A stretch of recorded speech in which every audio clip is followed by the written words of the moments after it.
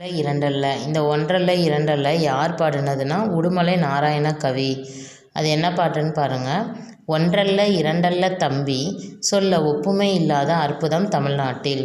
தென்றல் தரும் இனிய தேன் மணமும் கமலும் செங்கனியும் பொன் கதிரும் தந்துதவும் நன் செய்வளம் ஒன்றல்ல இரண்டல்ல தம்பி.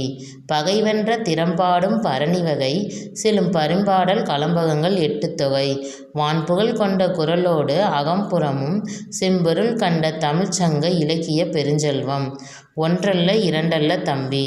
முல்லைக்கு தேர் கொடுத்தான் வேள்பாரி வான் முகிலினும் முகில் படைத்த உபகாரி. கவி சொல்லுக்கு தலை கொடுத்தான் அருள்மீறி இந்த வள்ளலாம் குமணன் போல் வாழ்ந்தவர் வரலாறு.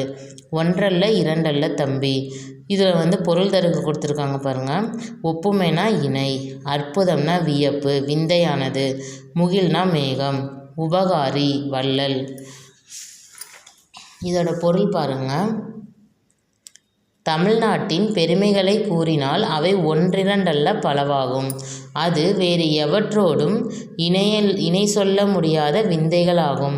இங்கு வீசும் தென்றல் தேன் மணமும் கமலும் சுவைமிகு கனிகளும் பொன் போன்ற தானிய கதிர்களும் விளையும்.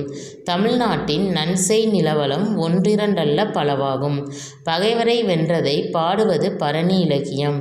அதோடு இசைப்பாடலால் பரிபாடலும் கலம்பக நூல்களும் 8 தொகையும் வான்புகழ் கொண்ட திருக்குறளும் அகம் புறம் ஆகியவற்றை மெய்ப்பொருளாக கொண்டு பாடப்பட்ட சங்க இலக்கியங்களும் என தமிழின் இலக்கிய வளங்கள் ஒன்றிரண்டல்ல பலவாகும். முல்லைக்கு தேர் தந்து மலை மேகத்தை விட புகழ் பெற்றான் வள்ளல்வேல் பாரி. அதை முல்லைக்கு தேர் கொடுத்தான் பாரி. புலவரின் சொல்லுக்காக தன் தலையையே தர துணிந்தான் குமணவள்ளல். இவர்கள் போல் புகழ்பெற்று வாழ்ந்த வள்ளல்களின் வரலாறு ஒன்றிரண்டல்ல பலவாகும். நூல்வெளி. இந்த பாட்டை பாடினது யாருன்னு பார்த்தோம், உடுமலை நாராயண கவி. அவர் என்னன்னு சொல்லுவாங்கன்னா பகுத்தறிவு கவிராயர். இதில் பாருங்கள். உடுமலை நாராயண கவி பகுத்தறிவு கவிராயர், தமிழ் திரைப்பட பாடலாசிரியர், நாடக எழுத்தாளர், நாட்டுப்புற இசையின் எளிமையை கையாண்டு கவிதைகள் எழுதியவர்.